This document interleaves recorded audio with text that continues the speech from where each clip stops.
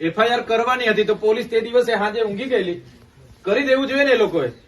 તો 7 દિવસ પછી એફઆઈઆર કરી, નહીં તો રાજપાડીના એફઆઈઆર માં તો 13 જણના નામ જોગ ને બીજા 70 જણ. તો અમારે હું કોર્ટમાં 70 જણને હોદી લઈ જવાના છે? અમારું આટલું જ કામ છે. એટલે લડાઈ બહુ મોટી છે. આપણે આગળ ભીલ પ્રદેશ મુક્તિ મોરચાની રચના કરી છે. કોઈ રાજકીય પાર્ટી નથી.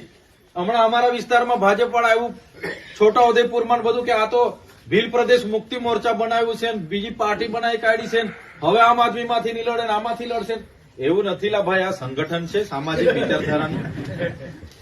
રાજ્ય અલગ માંગીએ એમાં કાં અમે ખોટું ગુનો કરે? અમે એમાં શું નક્સલી થઈ ગયા? આજે 28 રાજ્ય બન્યા છે, 29મું રાજ્ય બને. આજે ભરૂચમાંથી 1997માં નર્મદા છૂટું પડ્યું તો અમને બધાને ફાયદો થયો, સરકારને પણ વહીવટ કરવાનો ફાયદો થયો. આજે વડોદરામાંથી છોટાઉદેપુર છૂટું પડ્યું છે તો છોટાઉદેપુર વાળાને બી ફાયદો થયો અને વડોદરા વાળાને બી ફાયદો થયો.